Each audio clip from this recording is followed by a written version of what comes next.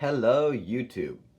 Today I'll be showing you a diorama I've made showcasing the glorious E-100 because I cannot keep my hands off of this beast.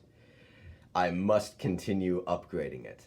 And to do that, I had to make a resting place to put it on when I'm not constantly improving it. So I designed this mock. I hope you guys enjoy. Let's get in with the video. Starting from the back, there was a platoon of German soldiers walking behind the E-100 and passing a dead American soldier and a destroyed building, along with a crashed Jeep. The soldiers that make up the platoon is an engineer, two regular soldiers, one with a Luger and one with a MP40, a heavy machine gunner carrying an MG42 on his back, or on his shoulder, and then a German officer telling the two regular soldiers where to go. There are shells and mud and destruction all along this part, and then lots of shrubbery to fill in the open spots.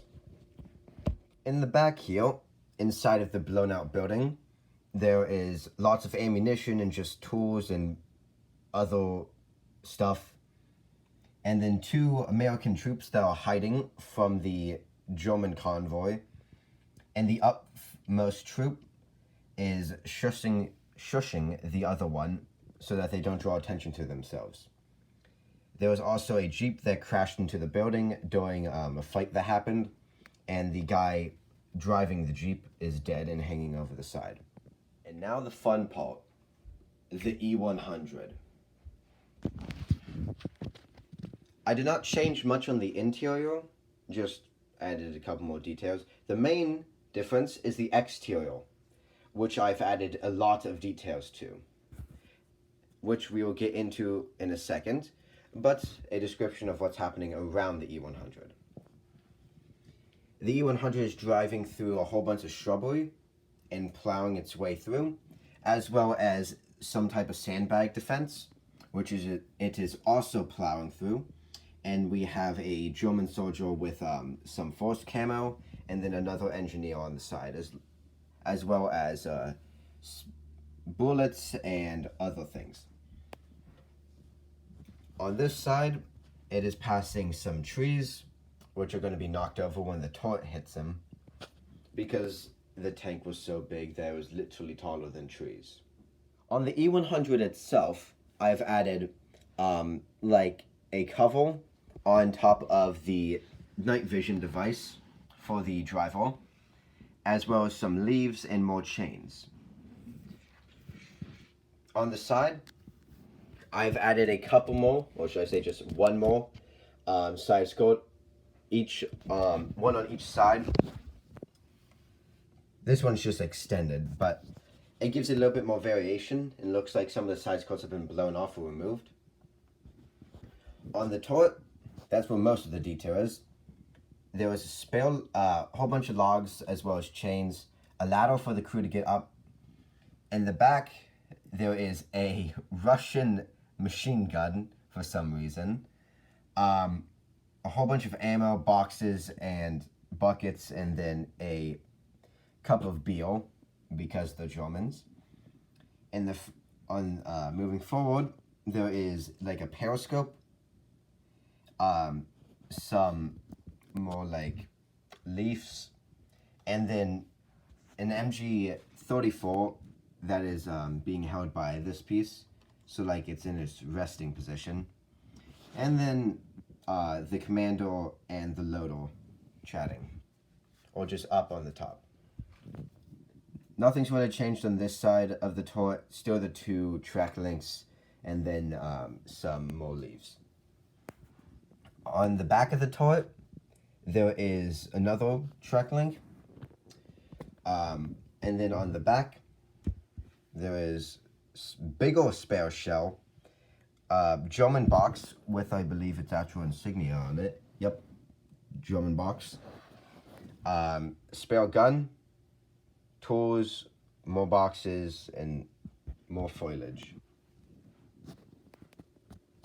Now, I was gonna just stop the video there, but I decided, why not show you guys some of the improvements I made to the interior? So you guys are like getting a double video. And I'll also show how I open up everything. So, starting on the top, I remove the two crew members and just simply pull up on here, removing the top. Then I turn it around, push down in here, pull that up, and take out there.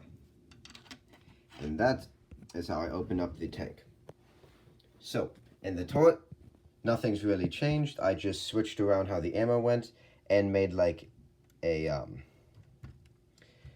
stand piece or a sitting piece, like a seat for the commando, and that seat can simply be switched over to this side so that the commander can stand inside of the tank. Then to access the hull interior, you just simply pull up and are connected by these two pieces here. And this is the turret ring bucket. Inside, I added some wiring and stuff, and nothing else has really changed in the back, in the front here. But yeah, just thought I would show you guys some of the changes, or minor modifications. I also cleaned up a bit in here, so all of it is like connected perfectly. And everything really fits well together. I'm going to see if I can find a way to remove these without this falling in constantly, so that the crew members can just move forward and then get into the hatch instead of having to duck under this. I'll make that my next modification. And just add that. Put this down here. Push inward. Flip that up. Push inward. And boom.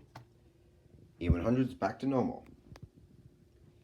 It took me quite a while to find the perfect way of building an interior and accessing it without it being a pain in the butt to try to access. I'm quite fond of how it came out. Well, that is about it. Thank you for watching. If you enjoyed the video, please hit a thumbs up button, and if you're new, don't forget to subscribe. With that, have a great day. Thanks for watching.